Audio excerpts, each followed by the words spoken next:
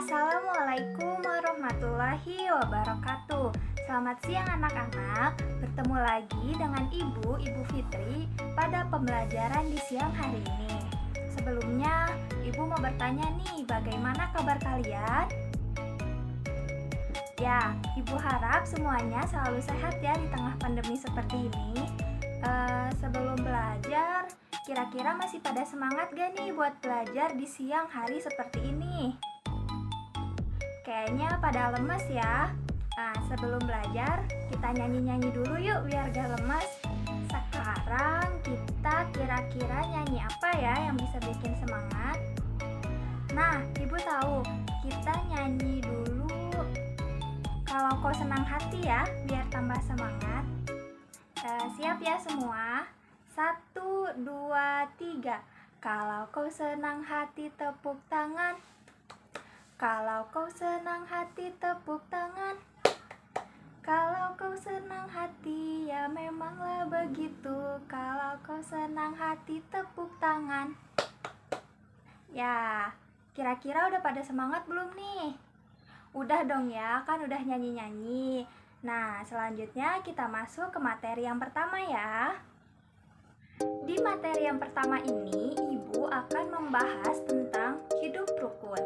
Sekarang kira-kira pada tahu gak hidup rukun itu apa? Ayo, pada tahu gak? Ya, hidup rukun itu kondisi di mana kita hidup dengan aman, damai, tentram, dan juga nyaman. Nah, hidup rukun juga kondisi di mana kita hidup dengan saling menghargai antar sesama, saling gotong royong, tolong menolong, dan memiliki sikap tenggang rasa terhadap sesama. Jadi udah tahu dong ya apa itu hidup rukun. Selanjutnya kita bahas macam-macam hidup rukun di masyarakat. Kira-kira pada tahu apa sih macam-macam hidup rukun di masyarakat? Ibu sebutkan ya. Yang pertama, hidup rukun di keluarga. Yang kedua, hidup rukun di sekitar rumah. Yang ketiga, hidup rukun di sekolah. Dan yang keempat ada hidup rukun antar umat beragama. Nah, tadi sudah disebutkan kan apa saja macam-macam hidup rukun. Sekarang kita bahas satu persatu ya. Yang pertama itu ada hidup rukun di keluarga. Hidup rukun di lingkungan keluarga itu contohnya kita harus saling menghormati sesama anggota keluarga, baik itu dengan ayah, baik itu dengan ibu, baik itu dengan kakak, baik itu dengan adik, ataupun yang rumahnya serumah sama neneknya, kita harus nenek atau kakeknya, kita harus bisa menghormati sesama anggota keluarganya.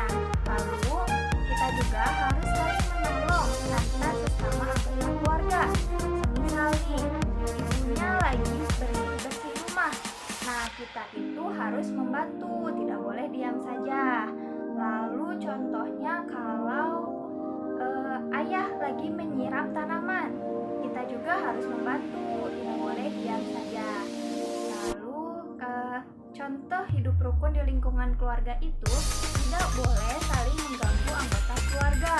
Apalagi nih yang adik kakak, nggak boleh berantem. Kalau mainan harus saling meminjam, tidak boleh saling merebut.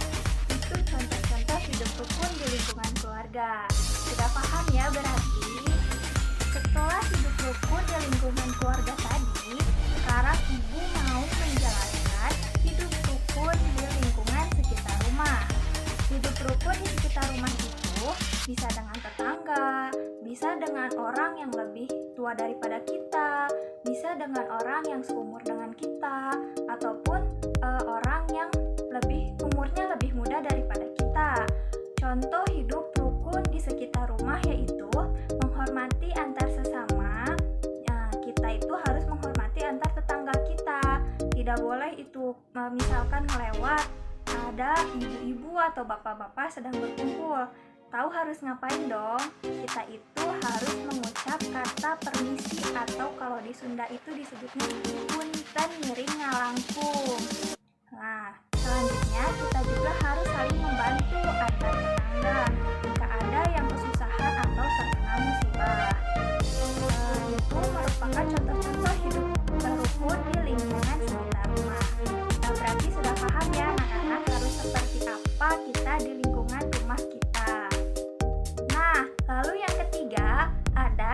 rukun di sekolah. Hidup rukun di sekolah itu kenapa sih harus diperlukan? Ada yang tahu nggak? Gini ya anak-anak, di sekolah itu kita bertemu dengan banyak orang dari berbagai lingkungan, dari berbagai daerah asalnya. Ada yang ada yang dari daerah Jawa, ada yang dari daerah Sunda, ada yang dari daerah Batak, dan lain sebagainya. Nah, jadi hidup rukun itu diperlukan. Contoh hidup rukun di sekolah itu yang pertama ya, ada saling menghargai sesama teman. Kita itu harus saling menghargai sesama teman, tidak boleh saling mengejek, tidak boleh saling mengganggu, dan lain-lainnya ya. Lalu yang kedua ada menolong teman yang sedang kesusahan. Misalnya menolong teman yang uang jajannya tertinggal, atau tidak menolong teman yang pulpennya tertinggal, dan lain-lainnya. Asal jangan menolong teman di saat ulangan, itu tidak boleh ya anak-anak. Lalu yang selanjutnya ada menghormati ibu bapak guru. Ini sudah jelas ya, kita sebagai murid harus menghormati ibu dan bapak guru kita yang memberikan ilmu kepada kita. Lalu yang terakhir itu ada tidak bertengkar sama teman. Apalagi nih yang murid-murid cowok suka nih saling bertengkar gitu ya, saling berejek mengejek, itu nggak boleh ya. Lalu yang terakhir ada hidup rukun antar umat beragama. Kita itu dilahirkan sebagai manusia itu tidak sama. Kita terlahir dari keluarga yang berbeda-beda. Ada yang dari keluarga beragama Islam, ada yang dari keluarga beragama Kristen, ada yang dari agamanya Buddha, Hindu, Konghucu, dan lain-lainnya. Nah, oleh karena itu kita itu harus bisa hidup rukun antar umat beragama. Agar apa? Agar tidak terjadi keributan antar umat beragama. Kita itu harus saling menghargai dengan orang-orang yang berbeda dengan kita. Contohnya seperti ini. Ada beberapa anak yang sedang bermain. Nah, ada yang beragama Islam, ada yang beragama Kristen, ada yang beragama Buddha, dan ada yang beragama Konghucu. Nah, di antara keempat anak ini ada salah satu anak yang beragama Islam, dan pada saat bermain sudah terdengar azan zuhur. Nah, ketiga temannya yang beragama Kristen, Hindu, Buddha, dan Konghucu ini harus menghargai dan menghormati temannya yang harus melaksanakan ibadah sholat zuhur terlebih dahulu. Nah, mungkin kurang lebih seperti itu ya anak-anak contohnya.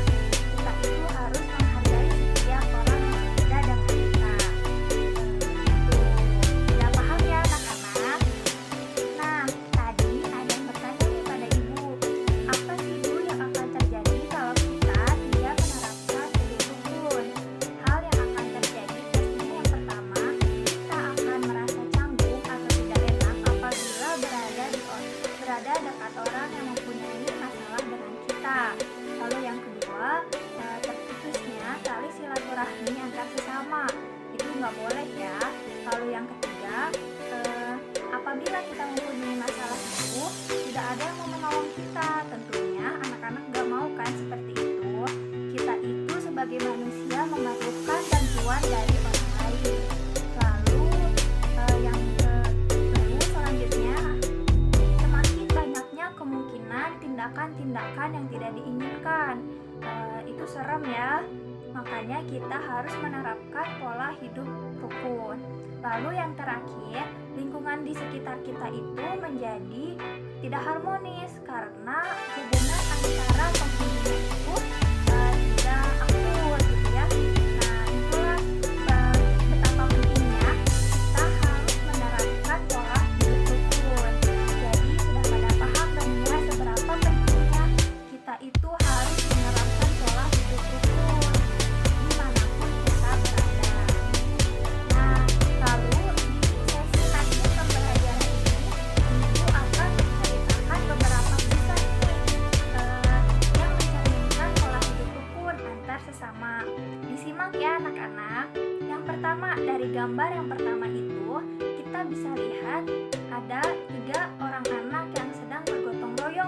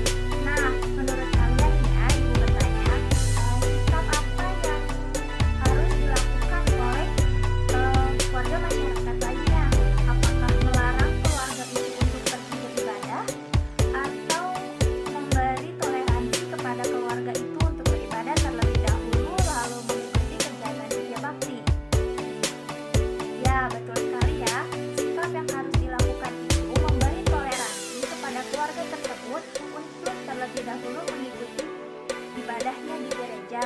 Setelah itu baru mengikuti kegiatan kerja bakti. Nah, dari gambar yang ketiga itu kita bisa melihat ada yang sedang bersih-bersih juga ya. Di situ ada yang mengajak untuk beristirahat dulu dari bersih-bersihnya. Nah, itu termasuk kegiatan saling gotong royong dan juga kegiatan saling peduli terhadap sesama. Jadi itu saja yang dapat Ibu sampaikan. Kira-kira udah pada paham belum nih apa saja yang sudah kita bahas tadi? Mungkin sekian saja yang dapat Ibu sampaikan. Semoga semuanya mengerti dan paham apa yang Ibu jelaskan.